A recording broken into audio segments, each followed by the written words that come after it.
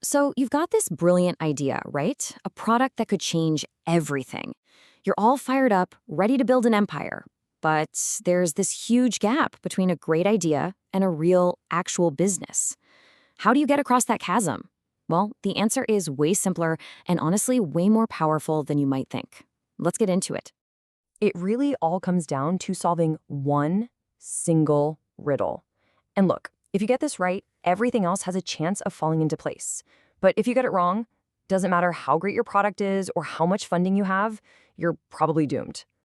So, what is it? What's this one magical thing? You might be thinking a revolutionary product, or a huge pile of venture capital, or maybe a world-class team. And yeah, all those things are fantastic to have, but they're not the answer. They are not the one condition you absolutely, positively cannot live without. And there it is. The single most important condition for having a business is a paying customer. That is it. Nothing else matters. Not a user, not a fan on social media, not a follower, a customer. Someone who actually gives you their hard-earned money for what you've built. You know, this simple fact is so powerful because it just cuts through all the noise, right? All the business plans, the pitch decks, the spreadsheets. It doesn't matter. The only question that matters is, are you actively doing something today to get someone to pay you? If the answer is no, you're not building a business. It's this beautifully brutal filter for all your priorities.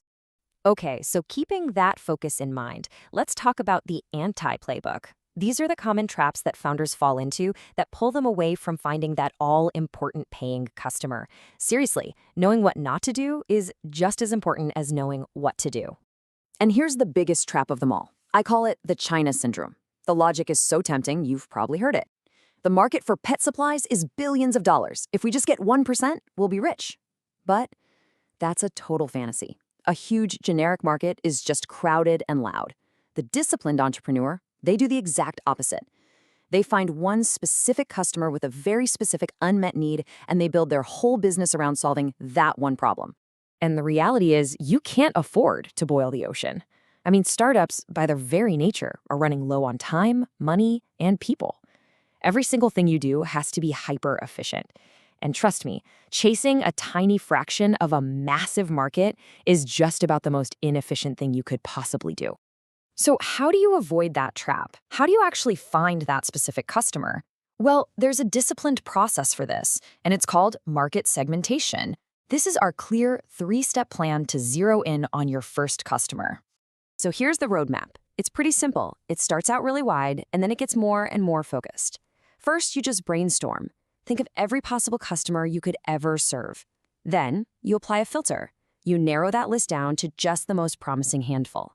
And finally, and this is the most important part, you do primary research. You get out of your office and you talk to them. Now, when you're in that brainstorming step, you have one rule. Do not censor yourself. Just go for quantity. Get every idea down on paper. Why? Because the most obvious ideas are usually where all your competitors are already playing. The crazy ideas? The weird ones? That's often where the truly unique opportunities are hiding. Okay, so you have your big, long list. Now it's time to get strategic and narrow it down. This isn't just about your gut feeling. It's an analysis. For every single market on your list, you have to ask some tough questions. Like, do these people actually have money to pay you? Is their problem so painful that they would buy a solution today? And this is a big one. Can you deliver a whole product that actually solves their entire problem right now? Answering these questions forces you to be realistic and put your energy where it's actually going to count. All right, now we're at the most important step. And honestly, this is the one where most entrepreneurs just completely fail. You've got your short list of promising markets. Now you have to get out of the building and see if your brilliant ideas survive contact with reality. Let this one sink in for a second. You cannot Google your way to a new innovative business. It's just not possible. Think about it. If all the answers were in some market research report you could buy online, it's probably too late. The real insights, the game-changing opportunities, they only come from talking directly to potential customers. And this requires a massive mindset shift. When you first go out to talk to customers, you are not there to sell them anything. You are not there to prove how smart you are, and you are definitely not there to present your perfect, polished solution. Your only job is to be a detective. You're in inquiry mode. You're there to understand their world, their problems, their workflow, what keeps them up at night. You're asking questions, and you're listening, really listening.